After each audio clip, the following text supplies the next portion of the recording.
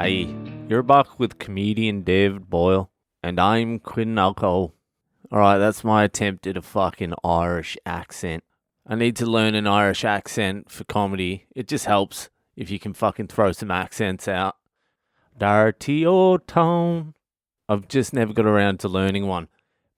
You know, if I learn an accent, it's not going to be Conor McGregor's accent. It's going to be my man Luke Kelly. One of my Irish mates, when my son was first born and my wife and my kid were heading over to India and I was staying in Australia by my lonesome, my Irish mate sent me a link to a song by Luke Kelly called Come My Little Son. And it got me through some fucking rough times living with two meth heads and a prostitute. Come, me little son, and I will tell you what we'll do. Yeah, great song. Anyway, Tommy, one of my only Irish listeners, sent me a message today. You are literally probably one of two people in Ireland listening to I'm Quitting Alcohol. This podcast in Ireland is not a very fucking popular podcast. I'm Quitting Alcohol in Ireland does not get typed into many internet search engines. Very few. Tommy asked if I'd been to Bolivia. And I had been to Bolivia, and Bolivia fucked me up. I'm not going to go through the whole Bolivian story tonight, but Bolivian cocaine, for some reason, fucked me up. I think it's the way they processed it. I think they were processing it with petrol or something, because as soon as I did fucking one line of that shit, I would go insane. Besides the cocaine and getting fucked up, there's only two reasons anyone really goes to Bolivia, La Paz. And that's to do the Death Road, which is the world's most dangerous bike track or whatever. I was not interested in that at all. I didn't even look into it. Who wants to ride down a fucking road? Especially Death Road. I'd rather die of spending 3 days doing coke in an underground basement called Route 66 in La Paz. Anyway, the second reason people go to La Paz, and probably the main reason people go to La Paz, Bolivia, was to go to San Pedro prison, which I heard you can't even get into anymore. But San Pedro prison is famous because some dude wrote a book called Marching Powder, which is one of the shittest books ever written. But on the backpack trail, when you're backpacking, everyone loves that book because it's about cocaine and someone going to jail. But it's a fucking horrible book. I got like 20 pages into it and had to fucking stop. Then I traded it out to some bitch on a bus in Quito, Peru for Shantaram. Shantaram's a much better fucking book. Marching Powder. If you think Marching Powder's a good book, you're a fucking idiot and you've never read a fucking book in your life. Marching Powder fucking sucks. And I know what it is too.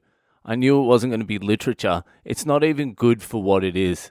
Anyway, that's enough about fucking Marching Powder. But apparently you can't go into the prison anymore.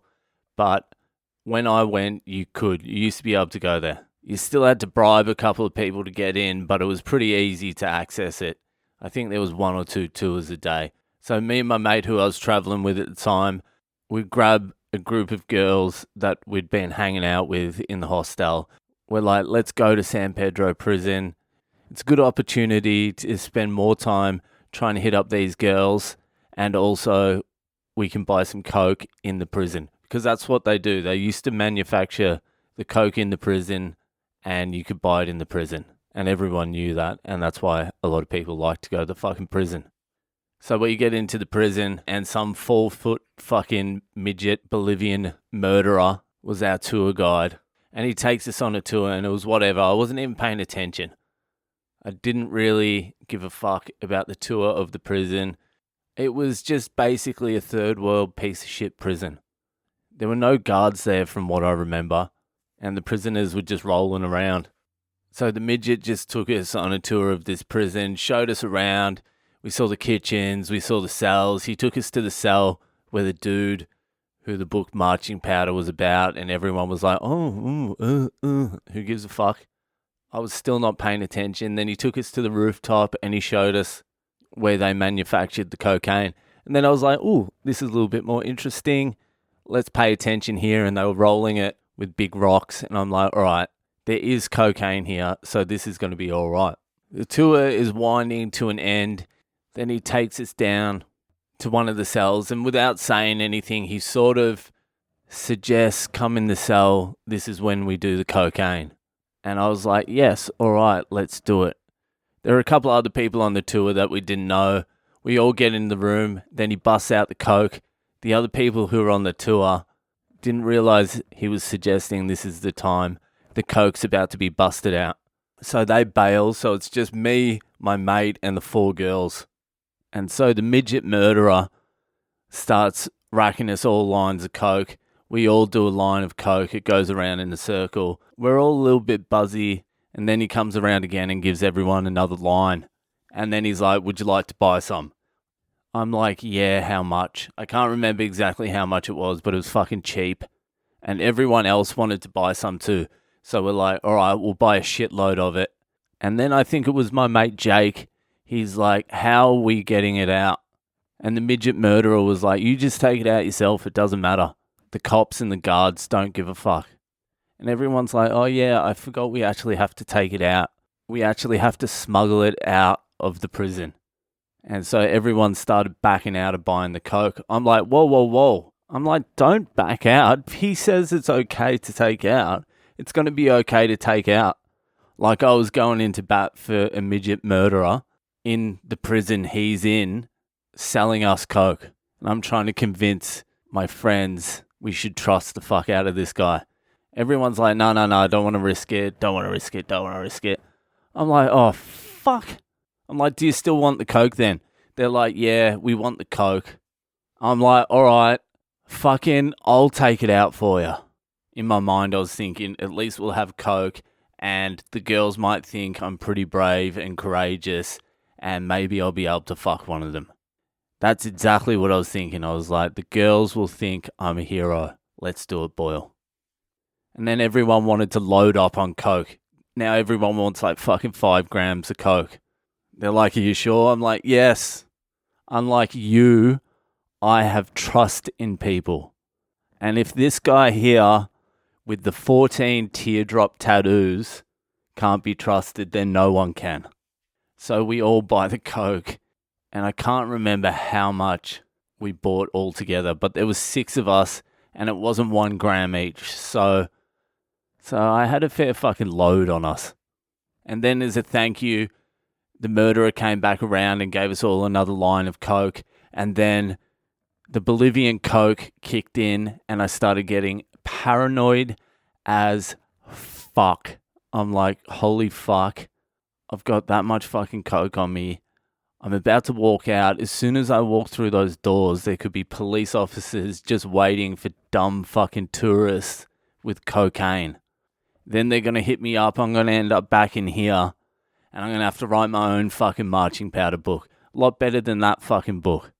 So I'm really starting to fucking peak. I'm starting to sweat. I'm paranoid. And I'm just like, let's get the fuck out of here. So I'm like, where's the exit? I'm leading the single file of our group to the exit. I'm following the murderer.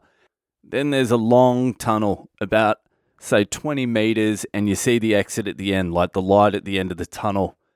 And we just start walking towards the exit. It's getting closer. I'm like 10, 15 meters away from the exit. And I just see a guard turn into the prison exit and start running straight towards us. And it's not just one guard, it's 2, 3, 4, 5, 6, 7, 8, 9, 10. A single file of like 20 prison guards just start charging into the prison straight towards us. And I was like, all right, I've completely fucked up. I am so fucked. I pushed my luck too fucking far this time. For a little bit of fucking Bolivian cocaine and some potential pussy, I've fucked up completely. My heart has just sunk. Everything's sunk. I'm gone. I'm finished. And I give up. I give up all hope. And the guards just run straight past us, straight into the yard. I charge out the exit. And the relief I felt once I got out of that prison can only be compared to getting a clear STD check back after you've been raw dogging through Thailand, which I never did, but one of my friends did, and he ended up with spots on his dick, thought he had AIDS, but got a clear bill of health. And he described the relief he felt after that, and it was exactly the same as I felt getting out of that prison. And it was not worth it because I didn't get any puss. And I kept going fucking insane on that cocaine. But that's it for tonight. I'm done. Add me on social media. I'm Boyle Comedy. And if you're listening to the podcast, give us a rating, review, subscribe, all that shit. All right, see you later. Bye.